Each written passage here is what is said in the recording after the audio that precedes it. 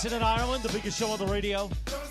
Dave McMenamin smells so good. He smells so good. What are you wearing? He looks good. He's got his TV suit on. He's looked like $1 million bucks. Yeah, you look good. Appreciate it. Thank you. And you smell amazing. I'm wearing Hermes. Hermes Oh, works. hey. Looks good on There you. you go. Fancy. Why are we playing Milli Vanilli, Laura? Brian, on this day in 1989, number one. Oh, beautiful. The great Milli Vanilli. Before Milli they were Vanilli. exposed as frauds. That's correct. So, Dave McMenamin, I would say that I'm just going to summarize the feelings from Laker fans and say very unhappy, very unsettling what's happened so far, very disappointing. What are they trying to do? Like for example, they still have not addressed the five. No. Now, and there are names come off, Brooke Lopez, Clint Capella, these guys are coming off the board. It comes down, is there any truth to Horford? Based on what we were hearing yesterday, he was leaning towards Golden State. And Looney going to New Orleans certainly seemed to be one of the dominoes that needed to fall to open up their position need there. Yep. I don't think that's going to happen with Horford. I'll say this. I spoke to someone with knowledge of the Lakers thinking going into day 2 of free agency. Yep.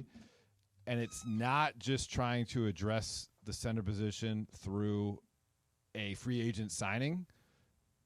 They have a couple avenues that they are, I guess, monitoring or even engaging in trade-wise to address the position. To address the five. The five. Are you at liberty to say who they're targeting?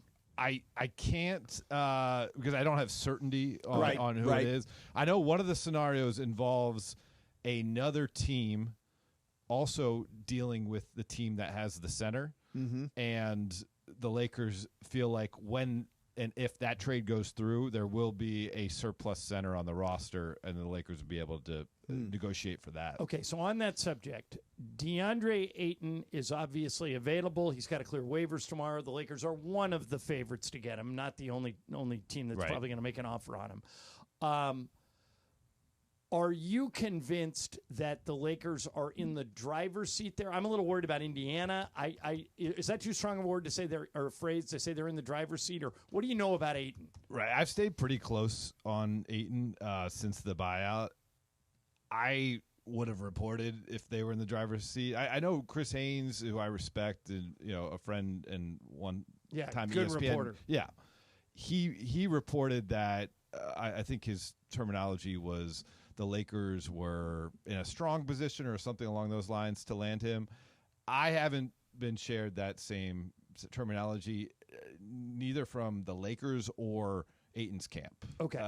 The best information I have is that there are several teams involved, which, that what happens when a guy like that who averaged 15-plus points per game on 60% shooting in 20-plus playoff games in their run to the finals. Right. He has proven it when it matters. There certainly are some off-court concerns there, but he can produce. But there's a list of teams, and I'm told from Ayton's camp it's going to come down to what DeAndre wants. So, I know there is 1 + 1 = 2. Luka Doncic's agent is Bill Duffy. Right. Bill Duffy reps Luka. He also reps DeAndre Ayton. So Ayton's coming to L.A. It's not that simple here. So what happened with Dorian Finney-Smith? He was a huge factor last year for the Lakers. Game 4, played all 24 minutes in the second half, all that kind of stuff. Great defender, had a really good year shooting. They gave up 3 second-round draft picks for him, and then he walks and D'Angelo Russell walks away. There are some complaints about asset management there. What happened with Dorian Finney-Smith? Okay, I'll start by saying, even with Dorian Finney-Smith leaving to go to the Rockets, the trade 10 times out of 10 times was a good idea last year. Right. I give Rob Pelinka and the Lakers front office credit for doing so. D'Angelo Russell wasn't fitting as well as he had the previous season. They wanted to get the ball in Austin Reeves' hands more. Second-round draft picks certainly can get deals done in this league, but you accumulate them to get deals done. So even if it was a 43-game rental, I think it was the right move. Okay. That said, he's 32 years old. He's coming off ankle surgery. I believe he has 5 children, and his marching orders to his representative, Michael Tellem, of Excel Sports was, I want long-term security. And so going into it, that was where his representatives were coming from. The Lakers were like, man, we like Dorian a lot.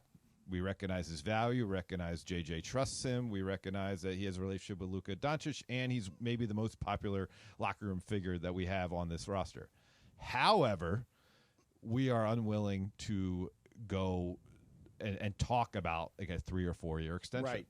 And so, it was characterized to me that the Lakers stayed disciplined in their negotiating, and their breaking point was they wanted to be able to clear the books in the summer of 2027 to pursue a max-level free agent.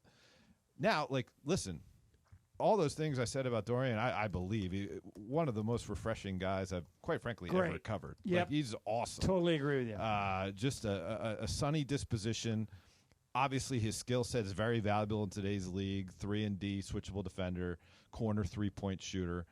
And also his defensive metrics actually, despite him playing on that bum ankle, looked as good as they had in his career since the 2018-2019 season. So still very productive. That said, if the Lakers are going to go big game hunting in summer of 2027 and someone like Giannis Antetokounmpo or someone like Nikola Jokic is going to be on the market that they have designs on acquiring, and the fly in the ointment would be Dorian Finney-Smith, I'm sorry. You made the right decision not to extend him beyond two years. Do you think Jake LaRavia is a rotation guy or probably not? Rotation? Yeah. I think he has a good shot at being a rotation guy. Yeah, I mean, listen, he has good size. He has grit. He has some playmaking ability. He's not just like a standstill or a movement shooter. He can do some stuff with the ball in his hands. However, he hasn't played on a ton of winning teams yet. Memphis was getting minutes when Memphis was kind of in that when rebuild. They were bad. Yeah. Exactly. He did have a really good month of March for the Kings. After kind of the dust settled because the Kings had a lot of For people who don't know, he was traded year. from Memphis to Sacramento at the trade deadline last That's year. right. Yeah. And, the Kings went through a coaching change last year. Doug Christie taking over for Mike Brown. There's a lot of stuff going. De'Aaron Fox obviously goes to San Antonio. A lot of stuff going on there. Once kind of the dust settled, he had a really strong March.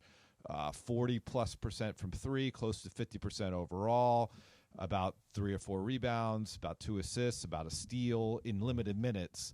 I think he's a guy who can help you now, and he's 23 years old versus 32, I should say, for Dorian Finney-Smith, and he's $6 million a year. That was a smart signing, and because I think in 2025 you want to be an informed fan, you should know kind of all the puzzle pieces together. He's also repped by the same agents that rep Austin Reeves, and that's kind of an olive branch as well, saying that Austin Reeves, we want to continue to be in business with you. So there have been no trade requests made by LeBron James or his team.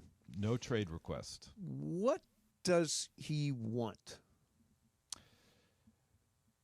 Time is not a renewable resource for him at this stage of his career.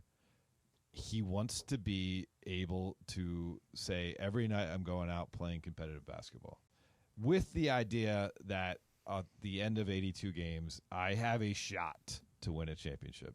So I spoke to Rich Paul yesterday before we did the trade deadline show on ESPN, and his wording to me was, listen, a championship roster is never a guarantee. We understand that.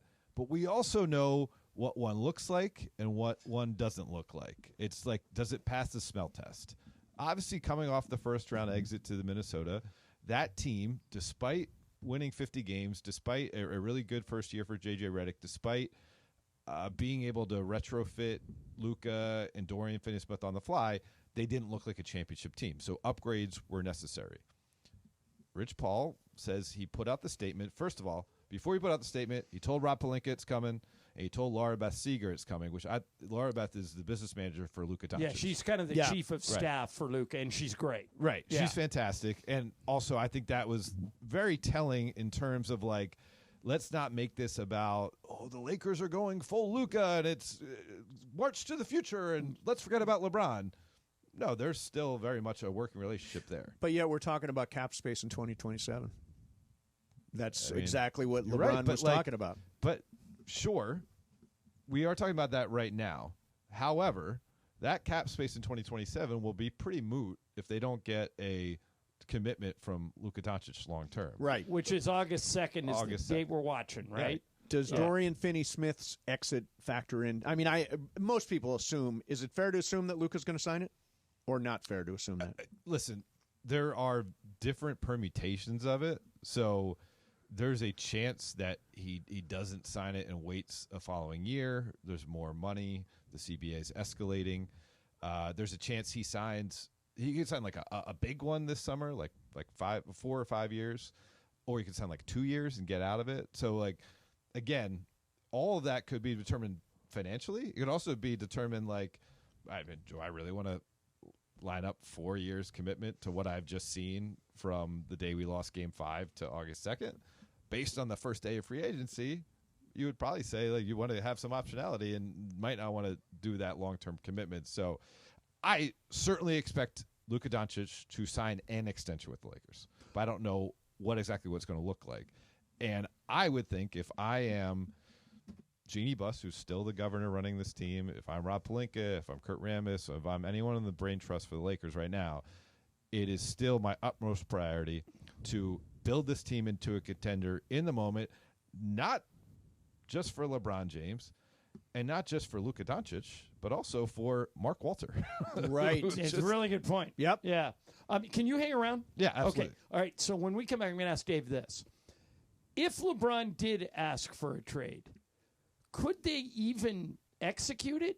Is it even doable? We'll get into that coming up next. NBA free agency opened yesterday. And the Lakers, of course, came away with the big prize, Jake LaRavia. All right, so Dave McMenamin's with us, and we're fortunate enough to have him. And Dave, of course, covers the Lakers for ESPN and has covered LeBron's career, both stints in L.A. and all the way through Cleveland. Dave, let's say in an hour from now or in 10 minutes from now, LeBron does ask for a trade. Isn't that easier said than done to execute or not? If he was going to ask for a trade, in my opinion, it would have already happened like well before the opt-in time. Right. You ask for it, you do it in the shadows, you work with the Lakers front office to talk to other teams, and much the same way that the Lakers were able to acquire Luka Doncic. Like no one else knew about it in the league, and you get the guy where, Nico wanted Luka gone, Rob wanted him, you don't involve other agents or other teams. I still have a hard time believing LeBron James will request a trade. Also, I don't think there will be any talk of a buyout either, because that's just empty cap Correct. space. There's it's not no like you don't get to use that incentive. cap Yeah. space on anything else. So, like, why would the Lakers do that? Especially if they need to build a contender right now to play with Luka. So, I mean, listen, it doesn't mean like Rich. Are the Paul, chances zero? No, it's not zero. I mean, North of zero. Rich Paul told me he's made it clear to me, we didn't ask for an extension, so there was no talk of an extension. So that wasn't like a tension point between us and the Lakers. Both sides were in agreement on that. Right. So you remove that from the table. As for, his statement made it sound like, okay, Rob, make this team better or else. Because I asked him, like, what's on the back end of the statement? He said there is no back end. It's just front end. Like, LeBron wants to play on a winner, and we want to see the team look like a winner. Okay, but then he did tell me that 4 teams have inquired to him about a trade. And then there's only certain franchises that you would say would want the LeBron circus, have the And assets. we should point out LeBron has a no-trade clause, so Correct. he kind of controls all Right. that. And it's got to be a contender. Right, and where you consider LeBron would want to go to, right, and to be a contender. So, like, you talk about Dallas, right? How Because weird would he that has be? connection. Knicks. It Wow. would be weird.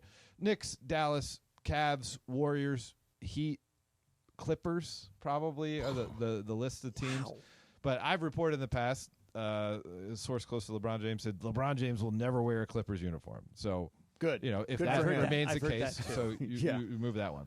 The Cavs are in the second apron right now, so they cannot. Right. trade They'd have for to get LeBron James. rid of stuff Yeah, they'd to have be able to just even to be able under, to start be able to having it, right. aggregate. And yeah. that's like a risk, because once you get rid of the stuff, there's a chance that it doesn't go through. So I don't think the Cavs are happening. Dallas, I'm told that they would only be interested in LeBron in a buyout situation. So, and again, we just because there is a deal to be made there. Right. If they wanted to make a deal, there's a deal. Yeah, there's a deal to be made there, but I don't believe that's happening. And he wants to go to. If he's going to go, he's going to go to the East if he can. I don't necessarily think that because his son's going to be at. Well, his son. First of all, and let's keep bringing this up because I don't think it's getting enough attention. His son's on the Lakers. Yeah, right. So he's going to go get a trade away from his son. Well, wouldn't you just put Bronny in the trade? Why not include Bronny in the trade? It's going to be such an easy trade to figure out LeBron at 52.6, and let's throw in an extra contract there too. Right, right. I just don't. That's think a good point. So, and then his other son Bryce is going to be at University of Arizona. Zuri's about 10 years old. Savannah's in L.A. He has business interests in L.A. There's so many reasons to want to be in L.A. But let's say if you need to be traded, I would think it'd be somewhere close to L.A., right? So, okay, you have Golden the State. Warriors. He loves playing with Steph, had great Olympic experience. The Warriors tried to trade for LeBron 2 years ago.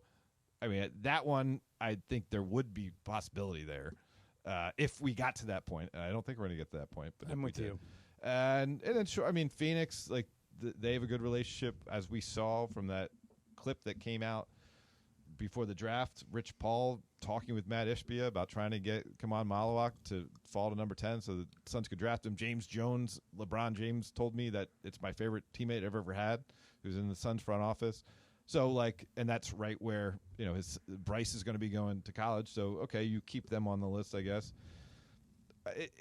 And Knicks, I just don't see either. Knicks is like, it's such a tough spot for, if we're talking about legacy, right? The Knicks had the most successful season they've had in 30 years last year. If he goes there and doesn't win, it's his fault. Yeah. That's pretty big risk. So, what are the odds that LeBron just plays out this year and this is like his farewell season?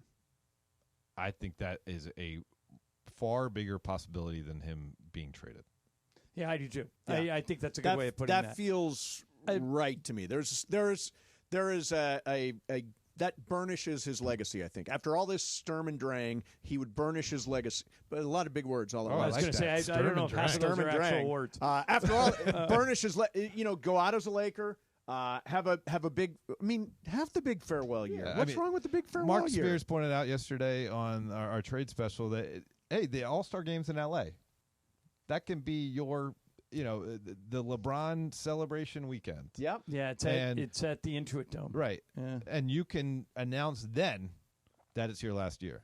So then you don't have this long march where, Kobe, one thing, I was in Cleveland at that point, but Kobe didn't announce that was his final season until like early December, late November, around middle there, of the season, yeah. Right. So it wasn't like the specter the entire time. And, the Lakers play Cleveland right around the All-Star break, actually. Okay, so that could be it. Yeah. That's a good point. Right. We're talking to Dave McMenamin from ESPN, and this is great, so thank you for doing it. What do you think happens with Lillard now that he has been surprisingly, in my opinion, released?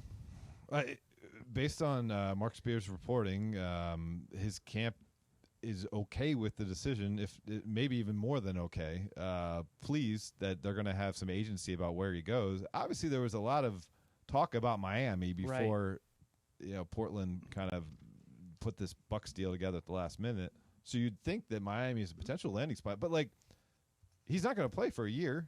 Right. So I don't even know what. There's no hurry. Yeah, I don't know what's going to look like.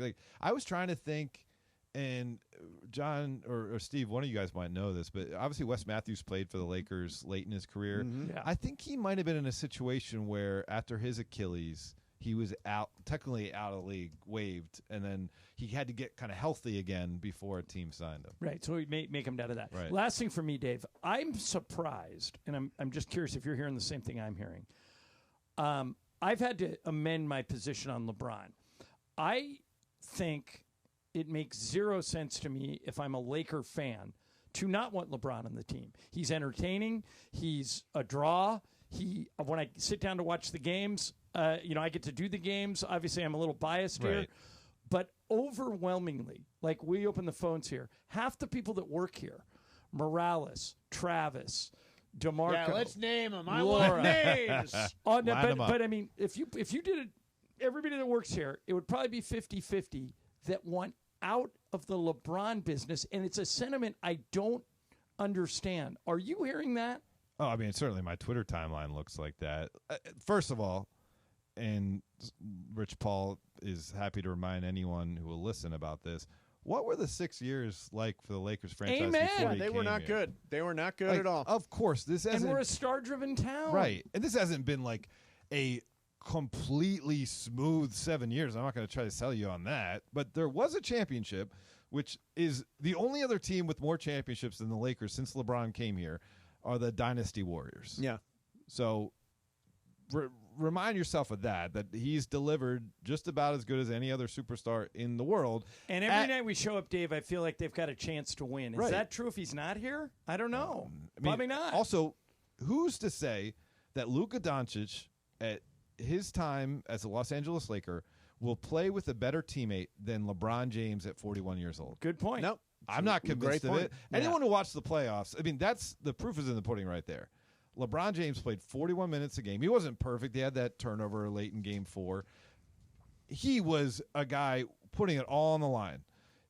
Luka's sick, and so he needs to up his scoring. He was tremendous offensively that game. Next game, Luka has it going offensively. He's just selling out on defense, taking charges, giving hell to Julius Randle. Like, he's about winning. Get him to a point with a roster that is capable of winning in the playoffs, and he's going to put it all out there. Much what we saw, I'm not going to compare him. I think actually I'm going to compare him here, and then I'm going to make a point why LeBron's underappreciated.